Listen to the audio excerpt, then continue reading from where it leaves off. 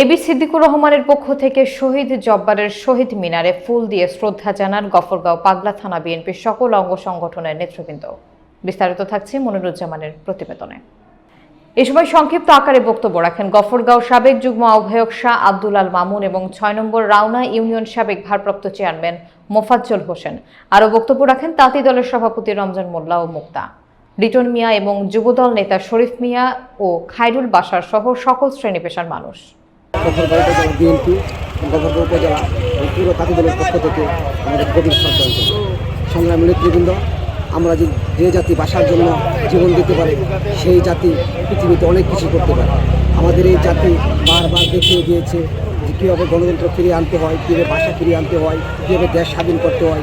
আর সেই জাতিকে আমি স্যালুট জানাই গফরগাঁও উপজেলা বিএনপি এবি সিদ্দিকুর রহমানের পক্ষ থেকে। আসসালামু আলাইকুম, বাংলাদেশ জিন্দাবাদ।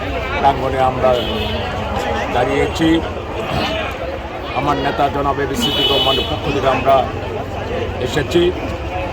আজকে যারা মায়ের ভাষা প্রতিষ্ঠা করার জন্যে, বাংলা ভাষাকে প্রতিষ্ঠিত করার জন্যে 1952 সালের 21শে ফেব্রুয়ারি ঢাকা রাজপথে রক্ত দিয়েছিল, সেই আমাদের এই গফরগাঁওয়ের কৃতি সন্তান জনাব মরহুম আব্দুল জব্বার 1971 সালের 16ই ডিসেম্বর পাকিস্তানের উপনিবেশিক শাসকদের নিকট থেকে আমরা বাংলাদেশি মানুষ আমরা মুক্ত হয়েছি, স্বাধীন হয়েছি।